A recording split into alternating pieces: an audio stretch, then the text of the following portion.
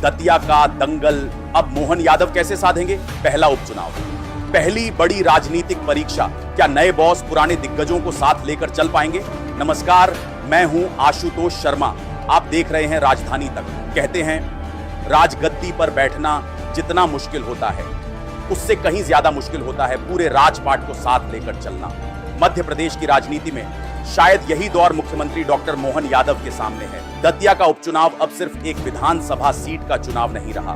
Doctor Narottam Mishra को ticket नहीं मिला, समर्थकों का विरोध सड़क पर दिखाई दिया और अब सबसे बड़ी निगाह मुख्यमंत्री मोहन यादव पर टिक गई है, क्योंकि मुख्यमंत्री बनने के बाद यह उनका पहला उपचुनाव है और राजनीति में पहली परीक्षा का परिणाम ही आगे की धारणा तय करता है। एक समय था जब भाजपा के कई दिग्गज नेता मोहन यादव से कहीं बड़े राजनीतिक कद के माने जाते थे। आज समय बदल चुका है।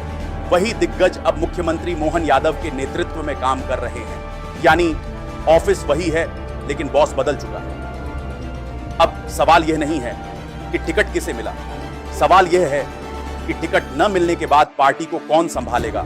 राजनीति में जीत का जश्न मनाना आसान होता है, लेकिन नाराजगी को मुस्कान में बदलना ही नेतृत्व की असली परीक्षा होती है। इतिहास गवाह है, राजा की पहचान उसके राज्याभिषेक से नहीं, पहले संकट से होती है और शायद मोहन यादव के सामने वह पहला संकट दतिया के रूप में खड़ा है।